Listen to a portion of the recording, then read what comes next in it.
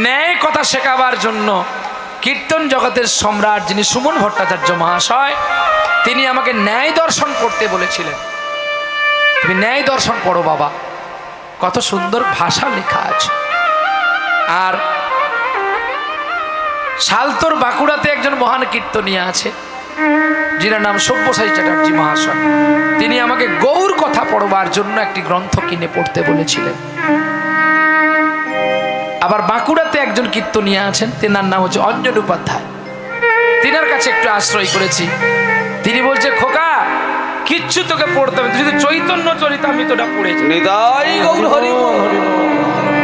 সত্ত্বেও কলকাতার জগতের একজন বিশিষ্ট কীর্তনিয়া কৃষ্ণবোধ হালদার মহাশয়, তিনি বলেছিল, বাবা চৈতন্য ভাগবতটা একটু দেখো, আর বৈষ্ণব সাহিত্যিক পদাবলী দেখো। আর এখন যার কাছে আমি কীর্তন আস্বাদন করতেছি, দিব্যেন্দু বৈরাগ্য মহাশয়, নবদ্বীপ নদী, বেথুয়া ডোবা, তিনি আমাকে বলেছিল, তুমি মহাপ্রভুর কর্চা পড়ো, কর্চা। মহাপ্রভু কর্চাতে কি ভাষাগুলো আছে দেখবে, আর অষ্টকালীর লীলাটাকে পরিপুক্ত করে নাও, তাতে দেখবে রাধা প্রেমে যে কি রস আছে, যেটা আর তোমাকে ভক্তলীলা গাইতে হবে না। তিনি এসেছিলেন আমার বাড়িতে, আমার নয়, ভুল হয়ে গেল, আমার গোপালের বাড়িতে এসেছিলেন হরি সংকীর্তন করার জন্য। সামনের বছরও আবার আসবেন উনি এই হরি সংকীর্তন করার জন্য। এই ইউটিউবার যাবে, আজকে নাকি মাকে বলেছে আমার বাড়িতে যাবে। আমার তো বাড়ির বড় কিছু নেই, গোবিন্দেরই ঘর বাড়ি, তো যাবেন, সবাই যাবেন, কি আছে, কি না বলতে পারবো? ভিক্ষা করা চাল, 5 বাড়ির চাল যদি খাবি তাহলে যাবি, কি গো 5 বাড়ি। আমি তো ভিখারি বাবাজি, বাবা এইখানে গান করতে আসলাম, এখানে একটু ভিক্ষা করবো, যেই দুটো চাল পাবো একটা বস্তায় ভরে রাখবো, আবার কালকে ঝাড়খণ্ড সকালবেলা যাব, সেখানে দুটো চাল নেব, সেখানকারও রাখবো। যখন 1 বছর পরে যাবি তোরা, সে চালে পোকা হবে, আর পোকাটাও তোদেরকে খেতে হবে। কিছু কিছু হাওয়া দিয়ে উড়িয়ে দেব, আর যেগুলো যাবে না একদম কৃপণ, তারা ছেড়ে যায় না। আলসে, জমিদার বাবুর আলসেটা বলতে বলতে ছেড়ে গেছি না, সেই জমিদার বাবু এখন আলসে ভর্তি হয়ে গেছে। বলছে, জমিদার বাবু যা আরম্ভ হয়েছে, দিনকালে এমনিতে তেলের দাম বেড়েছে 4.5 টাকা, আজকে পূর্ণ 5 টাকা হয়ে গেছে। যাই হোক না কেন, মোটামুটি আর তোমার বেশি দিন, এই বেশি দিন তুই কি বলছি, বলে ছিল 1 জন, হয়েছে 100 জন, কালকে 120 হয়ে যাবে।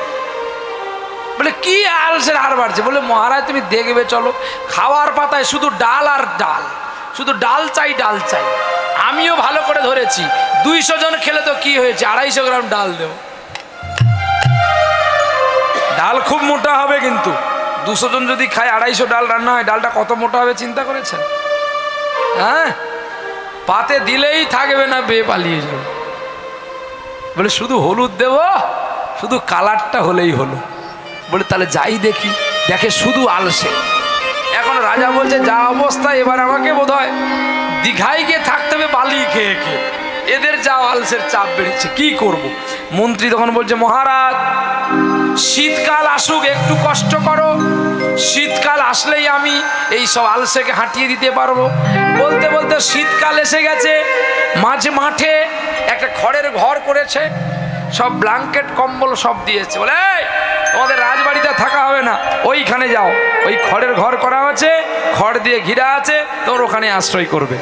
আর সকলে মিলে কি করেছে, ছুটে ছুটে গিয়ে যে যার ভালো ভালো ব্ল্যাঙ্কেটগুলো নিয়ে নিয়েছে। আর পাতলা একটা কম্বল, প্রকৃতপক্ষের যে আলসে সে তো আস্তে আস্তে যায়। রাজার বাড়িতে কাজ করবে বলে এসেছিল, রাজার বাড়িতে কাজের লোক নেই, ও কাজ করতে এসেছিল। তার দুটি কাজ ভালো, খেয়ে পারে না আর না খেলে পারে না। জমিদার বাবু যখনই খেতে দেয়, কাজ করতে যেতে বলে, তোমার সঙ্গে তো আমার কথা আছে, আমি খেয়ে দিয়েই কাজ করতে পারি না। বলে তাহলে ঠিক আছে, বিকালবেলায় নয় কাজে যাব। আর ঠিক এখন তো রোদ্রুর তাপ খুব, 4টা 4:30টার সময় উঠে ও আগে পটি করতে চলে যায়, মাল বের করলে আবার খিদে পাবে, তাহলে আবার খাবো আর কাজ করতে যাবো। তখন বলছে, মানে জমিদার বাবু বলছে, চল চল মাঠে একটু ঘাসগুলো বেঁচে দিয়েছি। বাবু আমার খুব খিদে পেয়েছে। তাহলে দুটো খেয়ে নে। খাওয়ার পরে বলছে, তাহলে চল। বলছে, জমিদার বাবু আমার সঙ্গে কি কথা আছে, আমি খেয়েও পারি না আর না খেয়েও আমি পারি না। বলে তোর জ্বালায় যা মরেছি, যা, তোকে আজ থেকে কোনো কাজ করতে হবে না, তুই এখানে খাবি আর থাকবি, যা। পটিটা যদি করবি এই মাঠে টাঠে করে আসবি, কারণ ল্যাট্রিন ভর্তি হয়ে যাবে। তুই যে কাঁড় কাঁড় খাস, মাঝের মধ্যে কি হলো, এখন সকলে চলে গেছে আর লাস্টে ওই আলসেটি যাচ্ছে। এখন সকলে ভর্তি হয়ে গেছে আর ও আলসেটি দরজার সামনেই পড়ে আছে। মন্ত্রী বলছে 5 লিটার কেরোসিন তেল লাগবে। বলে কি দরকার? বলে দেবেন তো আপনি, আর একটা ভালো ম্যাচিস দিতে হবে। শীতকালের উত্তরে হাওয়া পড়ছে আর ও কি করেছে, ওপরে গিয়ে কেরোসিন তেল ঢেলে দিয়ে আগুনটি লাগিয়ে দিয়েছে। মরবি তো সব বেটা মর গিয়া। তো এখন যে আলসে নয় সে এখন বলে ভাই আরে উপর সে পাপ্পাড় কারাই কোন? তো আর একজন বলছে আঁখি মিলকার দেখো। মানে কিছু বুঝতে পারলেন না? বলছে একজন বলছে ভাই রে উপরে চটচট পটপট করছে কি না, উপর সে পাপ্পাড় কারাই কোন, মানে ছটপট পটপট করছে বলে ও মাথায় তো মুখ ঢাকানো আছে। একজন বলছে পটপট কারাই কোন, তখন আরেকজন ব্যক্তি তার কাছে শুয়েছিল তুই আঁখি মিলকের দেখো। তখন আরেকজন ব্যক্তি বলছে ইতনা ঠান্ডা হোতা হ্যাঁ জো কারাই করনে দো ফির ভি ঘুড় কম্বল ঢাক লো। আর একজন বলছে এত কষ্ট করার কি দরকার, তার কাজ সে করছে, আমার শীতের বেলায় না দেখে গিয়ে ঘুড় কম্বল ঢেকিয়ে বরঞ্চ গরম করে ঘুমা। নিতাই গৌর হরি বল হরি বল। তখন আরেকজনের মন সয় না, যখন দেখে উপর দিকে তাকিয়ে বাড়িতে আগুন লেগে গেছে, আগুন আগুন বলে যেই চিৎকার করেছে সব বেটা কম্বল টম্বল ফেলে দিয়ে। কিন্তু তার আগে ঘোষণা ছিল যে আজকের রাতটা যে কাটাতে পারবে এই বাড়ির মধ্যে সে সারা বছর বসে বসে খাবে। সকলে গেছে, এবং সকলে পালিয়ে গেছে। আলসে যে সে বলে এত কষ্ট কি করবি, তার চেয়ে ঘুড় কম্বল ঢাকিয়ে শুয়ে থাক। সে আলসে আরো কি করেছে, তাদের যে কম্বলগুলো ফেলে গেছিল সেগুলোকে টেনে নিয়ে আরো ঘুড় কম্বল ঢেকে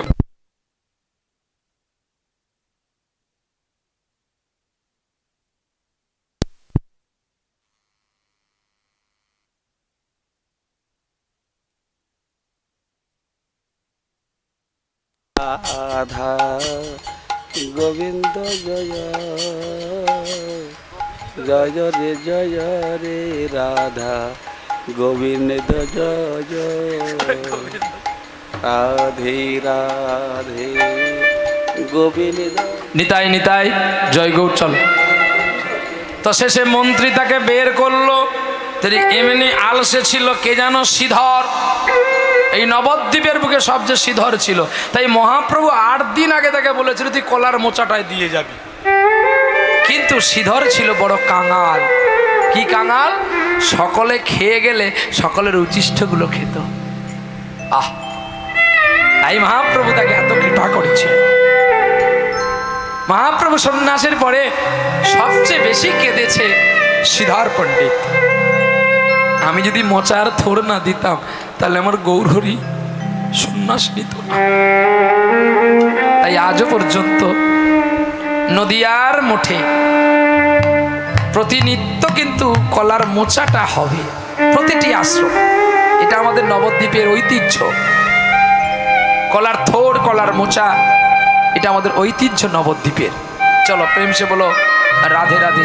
তাহলে গৌরাঙ্গ আসলো কেন না, আমাদের মতো পতিত জীবী, পতিত মানে যে জমিনে চাষ হয় না সেই জমিনকে চাষ করবার জন্য আমার গৌর আসলো এই নদিয়াপুরে।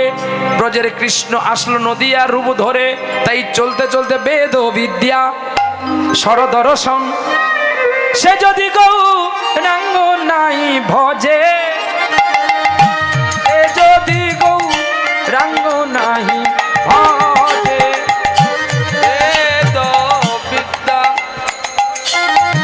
দর্শন আরে সে যদি গৌরাঙ্গ লাগি ভজে, সে যদি গৌরাঙ্গ লাগি ভজে, ওগো বিধায় তার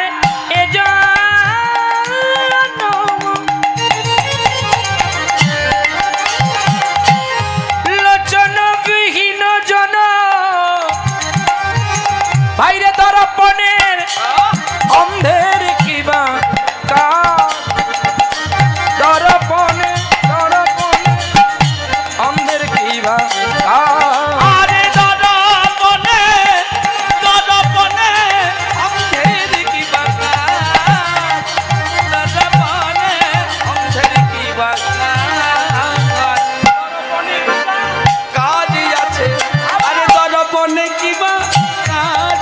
আছে?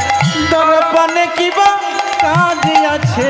ওরে অন্ধকে যদি দেওয়া হয় রে ভাই, দর্পণের কি বা কাজ আছে? আরে অন্ধকে যদি আয়না দেওয়া হয়নি, অন্ধের আয়নায় কাজ কি আছে? পদাবলীটা বুঝতে পারছেন? কলি ঘরতি মেরে ঘোর কলি, এই ঘোর কলিতে বাঁচতে গেলে ধর্মকর্ম সব উচ্ছন্নে যাবে। যে বেশি মিথ্যা কথা বলবে তাকে বেশি মালা দেবে, যে বেশি খুন করবে সেই হবে সমাজসেবী, সেই আসলে হাতে তালি পড়বে, ফুল ছড়ে ছড়ে নিয়ে যাবে, আর তার জন্য কত মানুষ মারামারি করবে। তো নিজের বাপ যে দুটো খেতে পায় না তার জন্য কিছু নেই। এটা কলির নিয়ম। হ্যাঁ, সাপের গালে চুমু খেবে আর গরুকে মারবে, এটাই তো কলির ধর্ম। তাহলে কলি ঘরে তিমিরে গোরা আসলো জগজন, গোরা আসলো জগজনে, এই জগজনের মাঝখানে তিনি আসলো। ধর্ম কর্ম রহু দূরে, যেই ধর্মকর্ম দূরে চলে যাচ্ছে তাই তিনি আসলেন। অসাধনে চিন্তামণি, যিনি অসাধ্য সাধনকে শুদ্ধ করে দিতে পারে সেই চিন্তামণি গৌর হয়ে আসলো। অসাধ্য চিন্তামণি বিধি মিলাইলো আনি, তাই গোরা আমার দয়ালের ঠাকুর। দয়াল কাকে বলা হয়? দয়াল বলা হয় কাকে না, যিনি দান ধ্যান করে, নাকি গো সে দয়াল? দান ধ্যান যে করে তাকে কি বলা হয়? দানি।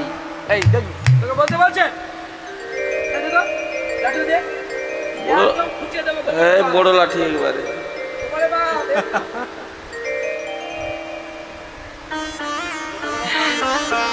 নাড়ু গোপাল। তাহলে গোরা বড় দয়ালের ঠাকুর। দয়াল কাকে বলা হয়? যে দান ধ্যান করে তাকে বলা হয় দাতা। যেমন আপনাদের গ্রামেও দাতা আছে, আছে কিনা একটু দেখি তারপরে বলবো। নেই বলে মনে হয় মন্দিরে দাতা দাতা নেই নাকি গো? এই মন্দিরে কি দাতা নাই? সব কি খাতায় লেখা? একটাও নাই দাতা। বা আমার কীর্তন শোনার পরে ভয় হয়তো দাতা বলে লিখেনি। আপনি বৃন্দাবনে যাবেন, নবদ্বীপে যাবেন, প্রতিটা মোট মন্দিরে আগে বড় নিম প্লেটে লেখা আছে এই মন্দিরের দাতা এই ব্যক্তি, এ আর জন্মে প্রচুর টাকা চিটিংবাজি করেছিল, তাই বেশি রাখতে পারেনি বলে ঠাকুরকে দিয়ে বলছে জিএসটিটা যদি ফাঁকা যায় তো যাবে। এর বিনিময়ে আমার নিম প্লেট একটা লাগিয়ে দিলাম, আমি কত বড় দানি। বলি ভাই তুই যে দান করেছিস তোর দান কিন্তু ভাগবতে নাই, কিন্তু একটা মানুষ দান করেছিল, নিজের ছেলেকে কেটে রান্না করেছিল, দানবীর দাতা কর্ণ এবং তার স্ত্রী পদ্মাবতী, তার কথা কিন্তু ভাগবতে গোবিন্দ নিজেই লিখে গেছে। তাকে বলে দাতা দানি। আর তোমরা যারা সিমেন্টের পাথরে লিখো এ তো অ্যাডভার্টাইজমেন্ট দেওয়ার জন্য। আপনারা জানেন না, ধান যখন সবুজ হয়ে যায় একটা টোটো গাড়িতে মাত্র 1000 টাকা দেয়, সকাল 6টা থেকে সন্ধ্যে 6টা পর্যন্ত ডিউটি করে, আর খেতে দেয় 200 টাকা, মোট 12 ঘন্টায় 1200 টাকা। তার একটু মাইক বাজে, একটু কথা হয়, আবাদ বাড়াও ফসল ফলাও বাঁচারে আশাতে। ও চাষি ভাই মাজরা পোকা মরবে, আগাছা মরবে, আমাদের এই ঔষধ ব্যবহার করুন। এরা অ্যাডভার্টাইজমেন্ট।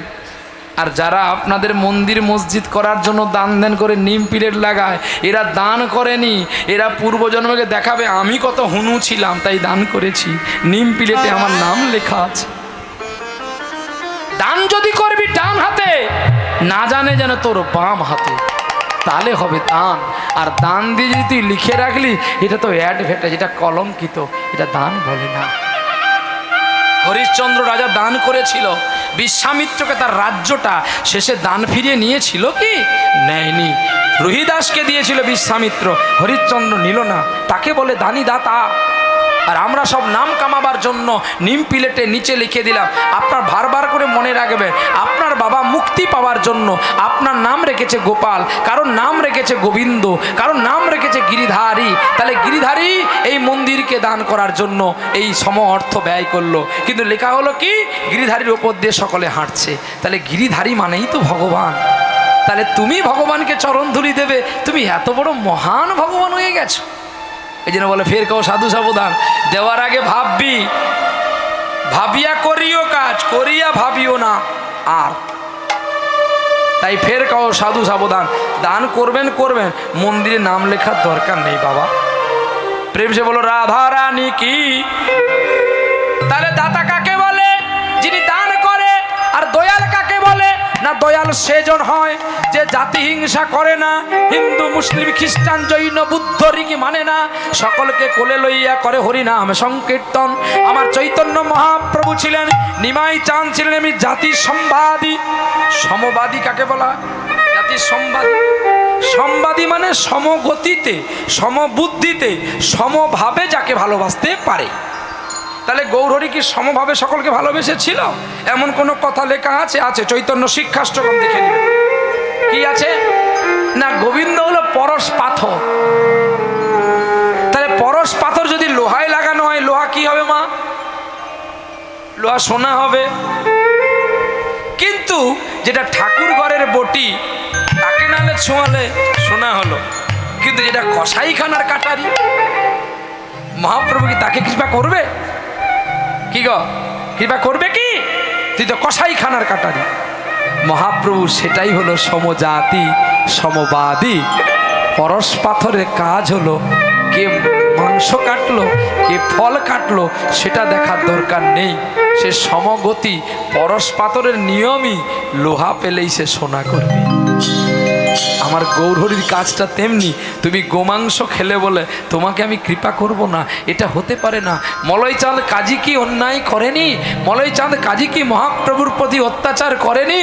মহাপ্রভু কি পারতো না মলয় চাঁদ কাজীর গালে গালে ঠাস ঠাস করে দিতে? কিন্তু মলয় চাঁদ কাজীকে কোলে তুলে নিয়ে বলছে, তুমি যে গুণ কর্মটা করেছো, এই গৌণ লৌহ ঘৃণ্যত্ব কর্ম, এটা কি তোমার পক্ষে শোভা হয়? এটা কোনো মূর্খ মাতাল যদি করে ফেলে তাহলে শোভা পায়। কাজী সাহেব বৈষ্ণব হয়ে গেল। নবদ্বীপে দুটো মাতাল ছিল, নাম জগাই মাদাই। মাল কম খেত, গায়ে বেশি ঢালতো। হরিদাসের গায়ে চচ্চর করে মদ ঢেলে দিল। বলে তুই কে? বলে আমি গৌর। আর তুই কে? আমি নিতাই। যদি না খাবি শালার বৈষ্ণবের মুখে চচ্চর করে মাল ঢেলে। জগাই, তুই বেটারে হাত পা ধর আর মুখটা টিপে ধর, তুই ধরবি, আমি চচ্চর করে মাল ঢেলে দেব।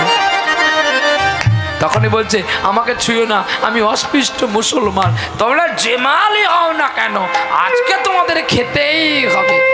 সেই জগাই মাধাই অত্যাচার সামলাতে নিমাই চাঁদ যখন এসে দাঁড়িয়েছিল, ভ্রান্ত বসে জড়িয়ে ধরে বলছে, গৌরহরি, আমি যদি তোমার বৈষ্ণবের প্রতি অত্যাচার না করতাম, তুমি আমাকে কি কৃপা করতে আসতে? এই জন্য জগাই মাধাই মহাপ্রভুর নাম দিয়েছিল করুণার সিন্ধু। এই মাতালে দুটো নাম দিয়েছিল, করুণার সিন্ধু অবতার অবতার, করুণার সিন্ধু অবতার অবতার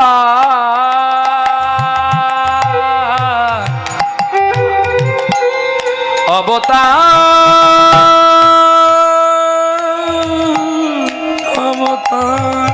অবতার অবতার, করুণার সিন্ধু অবতার অবতার, করুণার সিন্ধু অবতার, করুণার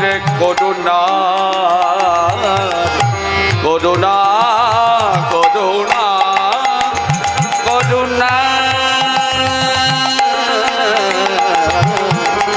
করুণা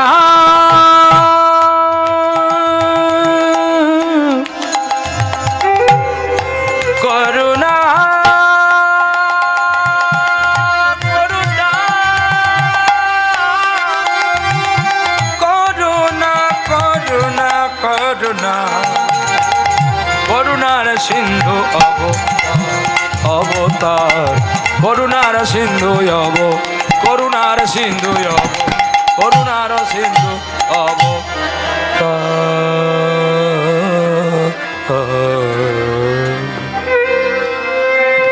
করুণার সিন্ধু অবতার তিনি।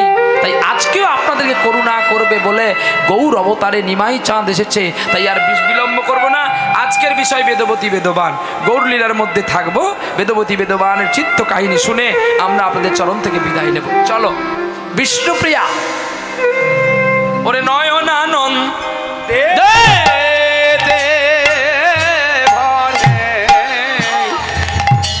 সেই তো কালী জানে নয়নানন্দে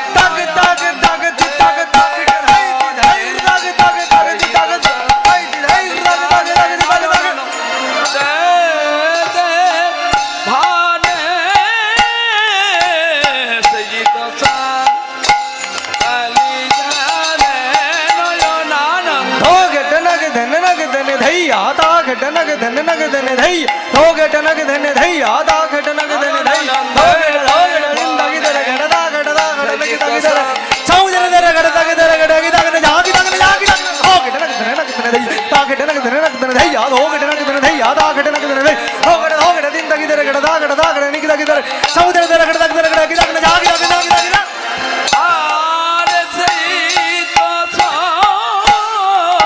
কলি জানে নয়নান झकटे झा तकटे झा तकटे नकट नकट झा गदी घन नयन गदी घन रन तकटे झा रन तकटे झा रन तक झा तकटे झा तकटे नकट नकट झा गदी घन नयन झा गदी घन रन तकटे झा रन तकन तक तक तकनी तक धुमक तक रन तक रन रन रन तक तकनी रन तक गगद गगद देखता कि गुरुदागिनी झा कि गुरुदागिनी झा कि गुरुदागिनी দেবে ভানে সেই তো নয়নান झन झन तक झन झन तक झन झन कत ता दिन तक न तक ता दिन तक ता झन झन तक झन झन तक झन झन कत ता दिन तक ता दिन तक ता हिल दे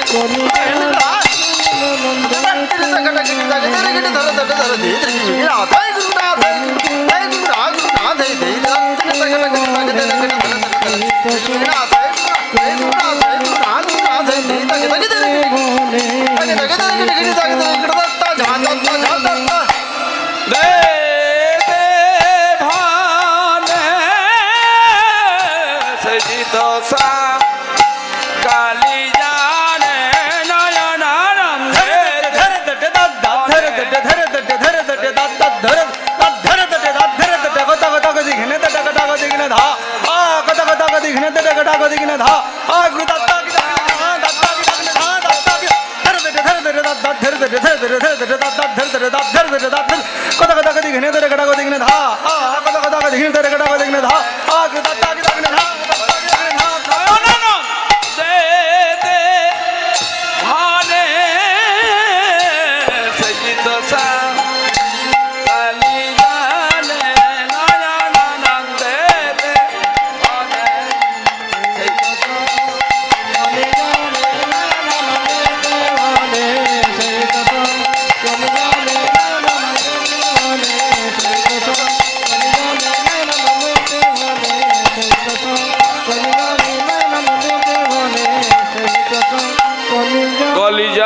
কলিজানে ঠাকুর নয়নান দেতে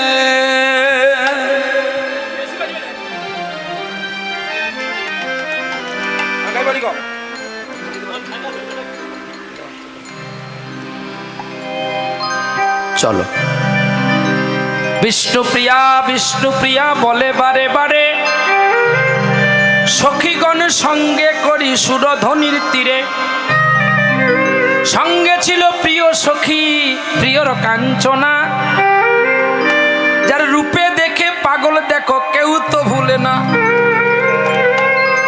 আমরা সাধারণত ছেলে মানুষ মেয়ে দেখলে পাগল হয়ে যাই, এটা শাস্ত্রেরই বিধান, কিন্তু হেন মানুষ দেখে পাগল হয়েছে এটাও শুনি নাই। কোনোদিন মেয়ে পাগল হয়েছে দেখেছেন ছেলের রূপ দেখে? সেই ছেলেটির নাম হচ্ছে নিমাই, যার চাচরকে দেখি ভাবছেন প্রিয়া বসি বসি ও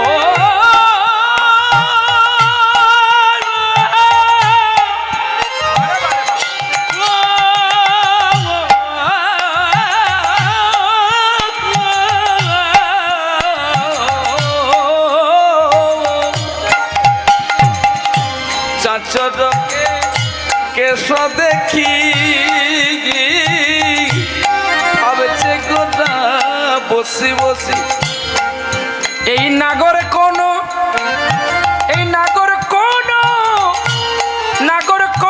দেশে বুঝি ছিল রে এ নাগরে বুঝি কোন দেশে ছিল বিষ্ণু করে। রূপ মানে পেছনটা দেখেছে, আগের দিকটা এখনো দেখা হয়নি। কি রূপের বাহার নিয়ে এসেছেন আমার গৌর সুন্দর। ব্রজের যত রস, ব্রজের যত ভাব, ব্রজের যত সুখ ও কান্তি সব নিয়েছেন গৌরহরি।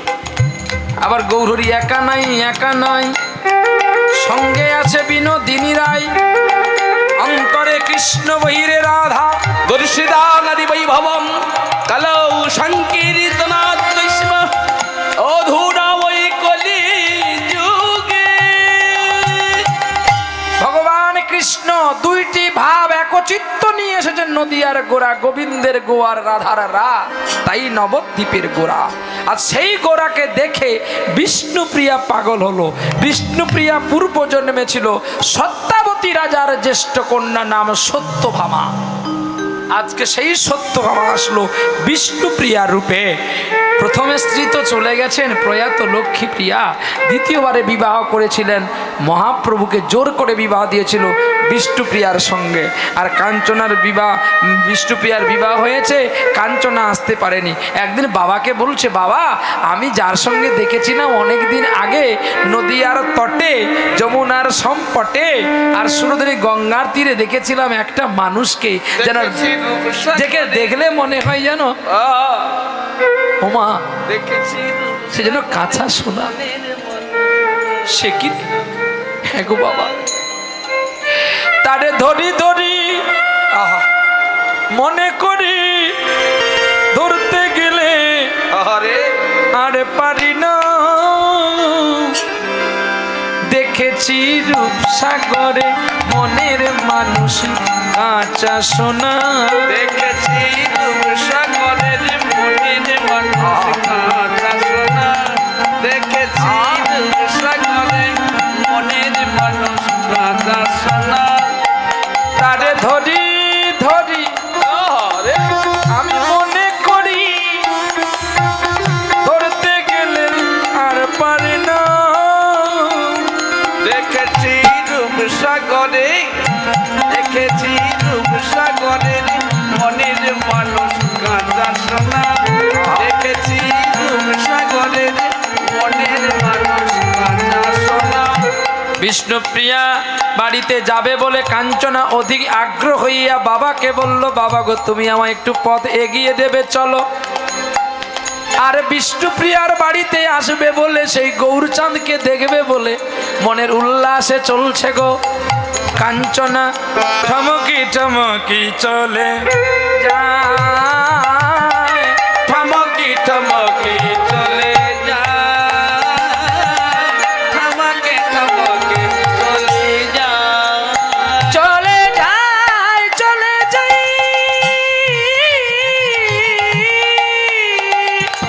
চলে যায়, ঠমকি ঠমকি চলে যায়, ঠমকি ঠমকি চলে যায়, ঠমকে ঠমকে চলে যায়। ঠমকি ঠমকি চলছে বিষ্ণুপ্রিয়ার বাড়িতে যাবে বলে। আর চলতে চলতে বাবা চলে গেছে অনেকটা পথ এগিয়ে দিয়ে, আর কাঞ্চনা বাড়ি চিনতে তো পারছে না কত দূরে বাড়ি। আস্তে আস্তে কত দূরে বাড়ি, নিমাই চাঁদের বাড়ি। হেনকালে নিমাই চাঁদ তৈল মর্দন করে গঙ্গার জলে অবগাহন করবার জন্য চলছে। পথে দেখা হয়ে গেল কার সঙ্গে? কাঞ্চনার সঙ্গে। কাঞ্চনাকেও দেখতো কম গুণবতী ছিল না, আর কম রূপবতী ছিল না। তাহলে বিষ্ণুপ্রিয়ার বিয়েতে কাঞ্চনা কেন আসতে পারলো না? না তার মাতৃবিয়োগ ঘটেছিল, মা মারা গিয়েছিল, তাই তিনি শুভ কাজে নিজে অশুভ হয়ে তাই আসলেন না। প্রিয়ার কাজকর্ম সমাপ্ত হয়ে গেছে, মায়ের কাজকর্ম সমাপ্ত হতে বিষ্ণুপ্রিয়ার বাড়ি আসার মুখে নিমাই চাঁদকে দেখে বলছে, কি সুন্দর মানুষটা রে, আহা একেই বোধহয় দেখেছি নাকি আমি কোনোদিন যমুনার তটে। আর বিষ্ণুপ্রিয়ার মতো কাঞ্চনাকে দেখে আমার গৌরহরি পাগল হয়ে গেল। আর রূপে রূপে নয়ন দিয়ে নয়নে নয়নে ভাবছে দুইজনে। কাঞ্চনা ভাবছে, যদি এক মুহূর্ত তোমাকে আমি প্রতিরূপে পেতাম, আমার নারী জনমে আমি ধন্য করতাম। এই যে এই যে এই যে নিমাই চাঁদের বাড়ি কোনটা বলতে পারো? নিমাই চাঁদ বলে দিচ্ছে, এই তো নিমাই চাঁদের বাড়ি, চলে যাও। নিমাই চাঁদের বাড়ি কাঞ্চনা চলে গেল। বিষ্ণুপ্রিয়ার সঙ্গে সংলাপ চিত্ত হলো, প্রণাম করলো সচী মাতাকে। আর কিছু পরে, খানিক পরে নিমাই চাঁদ গঙ্গায় অবগাহন করে নিত্যকর্ম সমাপ্ত করে বাড়ি ফিরেছে। দেখে সেই মেয়েটাকে ঘরে। প্রিয়া তখন বলছে, তুমি জানো না একে? বলছে, আমার কাঞ্চনা, আমার প্রিয় সখী। ও, তুমি যার কথা বলতো, এই যে বাবাজি, তোমার সঙ্গে আমার দেখা হলো, তুমি কেন বললে না যে আমি নিমাই চাঁদ? বারে, তুমি কেন অযথা আমার সঙ্গে তর্ক করছো? ওগো সখী, তুমি তো আমাকে বলেছো নিমাই চাঁদের বাড়ি কোনটা, তুমি কি আমাকে বলেছো নিমাই চাঁদ কোনটা? যদি বলতে তুমি আমাকে, তুমি কি আমার নিমাই চাঁদ, আমি হ্যাঁ কি না বলতাম। তখন তুমি বলছি, ও তুমি আমার সঙ্গে তর্ক করতে পারো না, একা মেয়ে পেয়ে বড় তর্ক করছো। আহা, আমি কেন একা মেয়ে তোমাকে তর্ক করবো? তোমার সঙ্গে তোমার কাঞ্চনা আছে, আমার মা আছে, আমার মা বলুক কাঞ্চনা। আচ্ছা প্রিয়া, তুমি বলো তো, আচ্ছা তুমি এসেছে, আমার বোনটা এসেছে, তুমি তোর সঙ্গে তর্ক? আরে না, আমি তর্ক করতে চাইছি না। তোমার এত সুন্দর বোনটাকে যদি আমি একবার পেতাম, ওকে বিয়ে করতাম। বলি ছি ছি ছি, তোমার মতো দুজনে বর স্বামীকে আমি বিয়ে হতে আমার বয়েই গেছে। না না না, বালাই স্যার, আমি বিয়ে করব না, আমি তোমাকে পরীক্ষা করেছিলাম। আর জড়িয়ে ধরেছে দুটি চরণ। গৌরবী, চিরদিনের জন্য তোমাকে চাইনি, চিরক্ষণের জন্য তোমাকে চাইনি, যদি এক মুহূর্ত তোমাকে আমি পেতাম। বিষ্ণুপ্রিয়া সেবাদির পরে শয়ন কক্ষে গমন করেছে। আর কাঞ্চনা উকি মেরে দেখেছে তার বান্ধবী বিষ্ণুপ্রিয়া কেমন করে গৌরীর সেবা করছে। বিষ্ণুপ্রিয়াও ঘুমিয়ে গেল, গৌরচাঁদও ঘুমিয়ে গেল, সকাল হয়ে গেছে গো। আর গুড গুড গুড গুড করে গান গাইছে কে? প্রিয় সখী কাঞ্চনা। ভোরের আয়েরিতে সম্প্রীতি জাগিয়ে তুলল।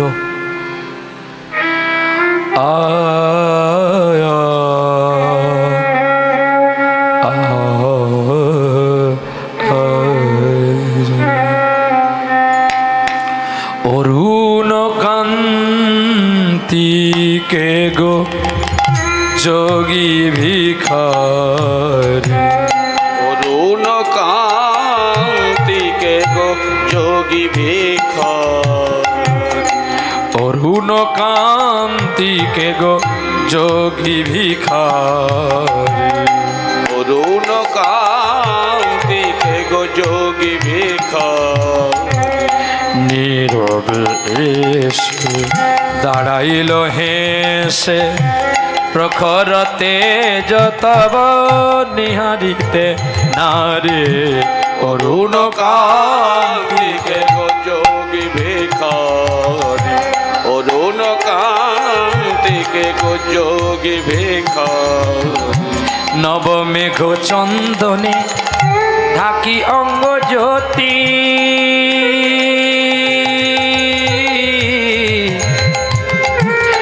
জ্যোতি জ্যোতি, নবমেঘ চন্দনে ঢাকি অঙ্গ জ্যোতি। প্রিয় হয়ে দেখা দাও ত্রিভুবনপতি, পার্বতী নই আমি, আমি শ্রীমতী। পার্বতী নহে আমি, আমি শ্রীমতী। বিষান ফেলিয়ালো বাঁশরি ধারি, অরুণ কান্তিকে গো যোগী ভিখারি, অরুণ কান্তিকে গো, অরুণ কান্তিকে গো, অরুণ কান্তিকে গো যোগী ভিখারি।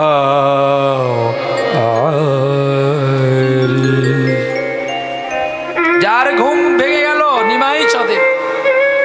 এত সুন্দর গান তো কেউ গায় না। কে গাইছে?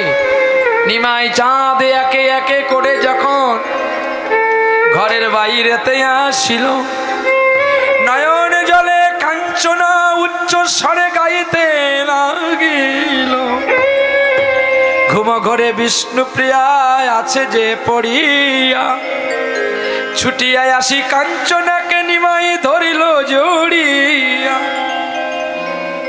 কাঞ্চনা, এইটুকু তোমাকে আমি দিলাম,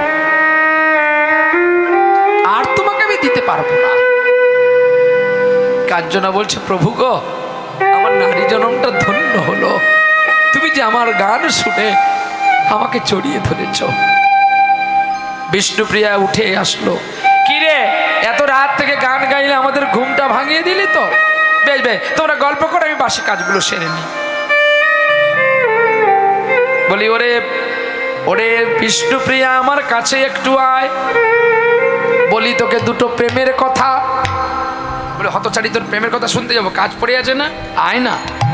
হ্যাঁ রে, যাকে যোগীরা যোগে পায় না, যাকে মুনিরা ধ্যানে পায় না, শিব কৈলাসে সাধনা করে পায় না, ব্রহ্মা যজ্ঞ করে পায় না, ৩৩ কোটি দেব দেবী আশায় বসে থাকে যার কিঞ্চিত চরণ পাবার তরে। ওরে প্রিয়া রে, কাল রজনী চলে গেল, কাল রজনীতে তুই কেন আমার প্রভুর চরণে সেবা করলি না? তুই কেন প্রভুর চরণে সেবা করলি? ওরে প্রিয়া রে, তোর কাছে আছে, তুই মর্যাদা দিলি না।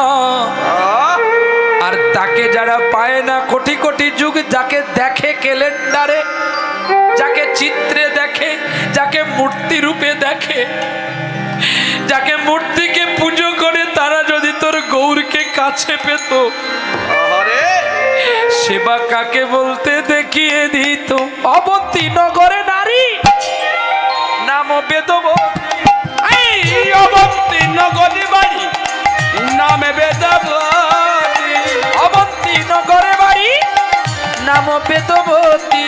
আরে অবন্তী নগরে বাড়ি নামে বেদবতী। বলিব তাহার কথা, আছে কত খ্যাতি রে, আছে কত খ্যাতি। আরে কহিব তাহার কথা, আছে কত খ্যাতি রে, আছে কত খ্যাতি। অবন্তী নগরে রাজা, সেই অবন্তী নগরে রাজ পরিবারে পাশাপাশি একটা দরিদ্র ব্রাহ্মণ ঘরে জন্ম নিয়েছিল বেদবতী। শুনবি তার পতি সেবার কথা। কি গো মা, তোমরা পতি সেবা করো তো? হ্যাঁ, কি গো মা? আরে পতি সেবা হয়, যাদের আছে, যাদের নাই ছেড়ে দাও। কি গো মা, পতি সেবা করিস? আগের বেঞ্চে বসেছিস, বল প্রতিদিন কিভাবে পতি সেবা করিস বল। ওই পান্তার পেঁয়াজ নাকি এটা পতি সেবা? না ভাত আর পনিরের রসা পতি সেবা? না, পতি সেবা প তয় হর্ষই পতি, আবার প তয় দীর্ঘই পতি। তাহলে কোন পতির সেবা? পয় দীর্ঘইকার, যেটা দীর্ঘইকার, দীর্ঘইকার মানে দীর্ঘ পথ। স্বামীর সেবা গোবিন্দ সেবা। স্বামী যদি খেতে খেতে ফেলে দিয়ে যায়, সেগুলোকে খেতে হয়। বলে দূর, তোর কীর্তন থাকুক গিয়া, সেই মাখানাগুলো কেউ খাবে? কি গো দাদা ভাই, তোমার এঠো দিদি ভাই খায়? মা খাও, বাবার এঠো? হ্যাঁ, নাকে হাত চাপা দিয়েছে দেখ। হ্যাঁ, কি খায়নি রে দাদা, ছেড়ে গেলে পায়নি। এই দুটো হবে বোধহয়। হ্যাঁ, হয়নি, কোনোদিন ছাড়েনি, প্রসাদ ছাড়েনি। ছাড়ে। ভালোবাসাগুলো দেখো কত দূর থেকে ছুটে এসেছে। মেছাদা কোথায়? আর আমার মা বাবা এসছে কাঁকটিয়া থেকে। আপনাদের পাড়ার মানুষ হয়তো হরিনাম শুনতে আসেনি, লুচি খাচ্ছে, ঘুগনি খাচ্ছে। আর যদি না খেতে পাই, তাই খাই একটু। দূর দূরান্ত থেকে ভক্ত ছুটে এসে হরিনাম শোনার জন্য। যিনি একটু আগে আমার আসার আগে একজন মা কীর্তন করে গেলেন, তিনি গাইলেন না মদন মোহনের মিলন, মদনে আমায় তামাকে দে রে। পুরো বইয়ের রসটা তো এই জায়গাটায় আছে। সময় শর্ট বলে তিনি এটা বলতে পারলেন না, আমার কাছে গিয়ে প্রণাম করছে, কাঁদছে। বাবা গো, আমার স্বামী পঙ্গু, তার সেবা করি আমি। আমি কীর্তনের আসরেও তাকে এনেছি, ও আমার ছেলে হয়ে গেছে, আমি তাকে কোলে করে খাওয়াই। তখনই মনে পড়ে গেল বেদবতীর কথা, আমি তোরই লীলা আজকে গাইব। যা, আহা কি কাঁদলো গো। আমি ছাদের ওপরে আছি, তিনি গেছে সেখানে। বলছে বাবা তোমার চরণ দুলি একটু দাও না, আমার স্বামীর জন্য নিয়ে যাও। আমি একটু গরম পড়েছে আজকের দিনে, আমি মোজাটা পরিনি, অন্য জুতো পরে এসেছি, যদি আছে নে। আমি তো না বলতে পারবো না, আমার মায়েরা ছিল, আমি দেব না আর ও ছাড়বে না। বাহ, এই তো সেই ভালোবাসা। একটা শিল্পী আর একটা শিল্পীকে দর্শনার্থী করার জন্য যায়, প্রণাম করার দরকার নেই। এই যে দর্শন করাটা, আমি তো বড় গুণের শিল্পী নই, আমিও আপনাদের মতো সাধারণ বাড়ির একটা ছেলে। কি হবে জাহিরাত্ম প্রকাশ করা? তাই আর কাঞ্চনা বলছে, ওরে সেবা করবি তুই, শোন তার সেবার কথা।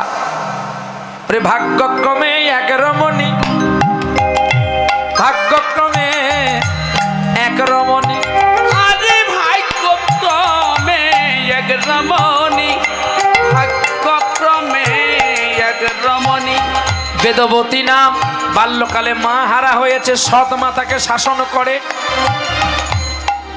আর যখনই শাসন করে তখনই বেদবতী কেঁদে কেঁদে প্রেমের ঠাকুরকে ডাকে গো, ভক্তি যোগ দিয়ে। এসো প্রেমের ঠাকুর কৃষ্ণ মুরারি,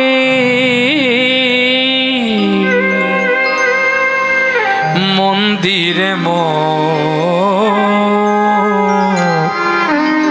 এসো গিরিধার, এসো প্রেমের ঠাকুর কৃষ্ণ মুরারি, মন্দিরে এসো গিরিধারি, এসো প্রেমের ঠাকুর। সাধনায় সফল কর গো, সাধনায় সফল কর গো। তুমি চঞ্চল চিত সারি, এসো তুমি গিরিধারি, এসো প্রেমের ঠাকুর কৃষ্ণ মুরারি, মন্দিরে এসো গিরিধারি, এসো প্রেমের ঠাকুর। জানি তুমি মোর শত জনমের সাথী, আর হইও না পাশা, রেখো গো মিনতি। জানি তুমি শত জনমের সাথী, হয় না পাশা, রেখো গো মিনতি। সাধনায়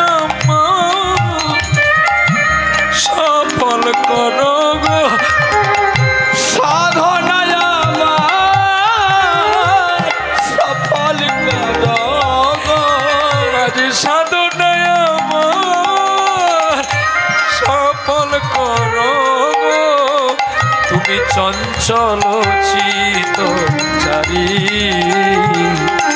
এসো তুমি গিরিধারি, এসো প্রেমের ঠাকুর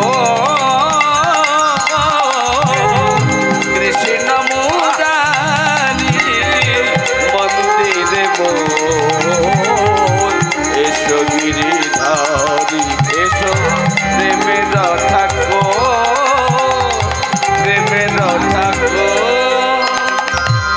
এমনি করে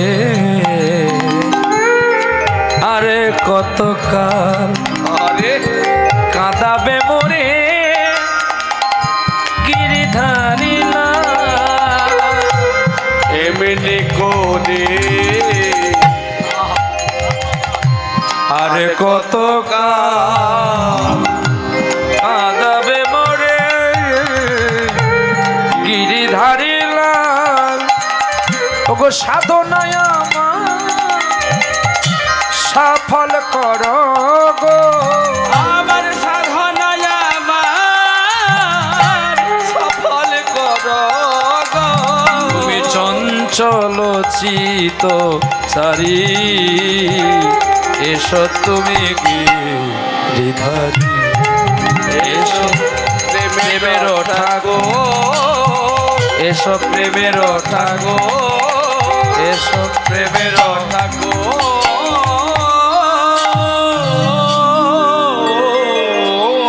দরিদ্র ব্রাহ্মণ বাবা নিরুপায় সৎ মায়ের শাসন সহ্য করতে পারে না, সকাল বেলায় পুজো কর্মে চলে যাচ্ছে। বেদবতীকে বলছে, মা রে দুষ্টুমি করবি না, আমি পুজোয় যাচ্ছি। আহা, আর ঠিক ওই সুরধনী গঙ্গার ধারে একটা পঙ্গু ছেলে গোবিন্দর কাছে গুনগুন করে গান গাইছে আর ভিক্ষা করছে গো। বাড়ে বাড়ে কে যেন ডাকে আমারে, বাড়ে বাড়ে কে যেন ডাকে আমারে পাটে পারে কে যেন ডাকে আমারে পাটে পারে কে যেন ডাকে। যার ছোঁয়া লাগে যেন মন বিনা কাঁদে, যার ছোঁয়া লাগে মন বিনা কাঁদে। ওগো যার ছোঁয়া লাগে মন বিনা কাঁদে, সে যেন কেঁদে মরে আকাশ পারে, পারে পারে কে যেন ডাকে তাই গৌর হরিবল। পাটে পারে কে যেন ডাকে আমারে পাটে পারে কে যেন ডাকে। ললিতা রে ললিতা ললিতা বারে কে যেন ডাকে আমারে তাই গৌর হরিবল হরিবল উলুধ্বনি। কে যেন ডাকে আমারে পাটে পারে কে যেন ডাকে।